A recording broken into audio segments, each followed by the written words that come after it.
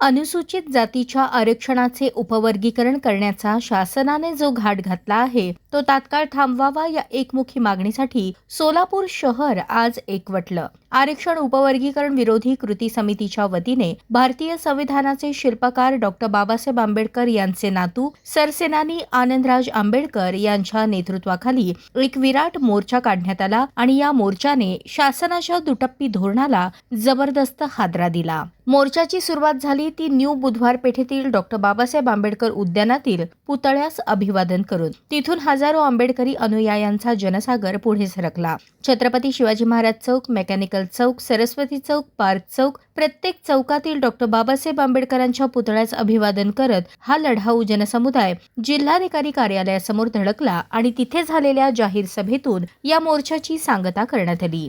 सभेला संबोधित करताना आनंदराज आंबेडकर यांनी शासनाच्या आरक्षण उपवर्गीकरण धोरणावर जोरदार शाब्दिक हल्ला चढवला. बदर समितीने तयार केलेला अहवाल शासनाने तात्काळ बासनात टाकावा अशी थेट मागणी करत त्यांनी विचारलं, बाबासाहेबांनी रक्त सांडून मिळवलेल्या आरक्षणाचे तुकडे पाडण्याचा अधिकार शासनाला कोणी दिला? आरक्षण ही भीक नाही, तो हक्क आहे आणि तो हक्क विभागून समाजात फूट पाडण्याचा डाव सोलापूरकर हाणून पाडतील असा इशाराही त्यांनी दिला.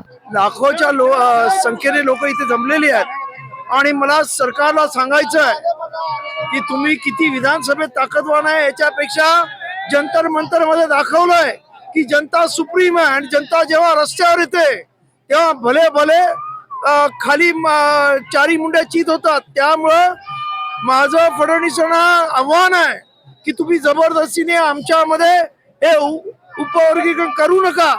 लोकांचा राग वाईट आहे आणि त्यामुळं सरकारने हे उपवर्गीकरण थांबवावं. बदर समितीचा अहवाल तो बंडल करून रद्दीत टाकावा ही आमची मागणी आहे.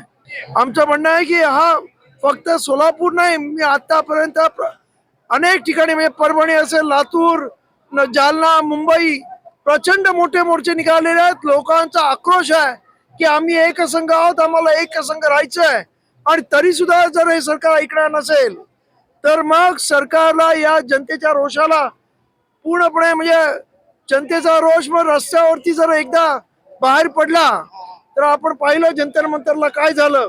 त्यामुळे सरकारला, महाराष्ट्र सरकारला मला सांगणं आहे की आपण जबरदस्तीने उपवर्गीकरण करू नका आणि केलं तर त्याचे परिणाम आपल्याला कठीण होतील एवढंच सांगू इच्छितो. या मोर्चाने एक स्पष्ट संदेश दिला आहे. सोलापूरची आंबेडकरी जनता आरक्षणाच्या मुद्द्यावर एकजूट आहे आणि शासनाने जर हा निर्णय मागे घेतला नाही तर आंदोलन आणखी तीव्र होईल.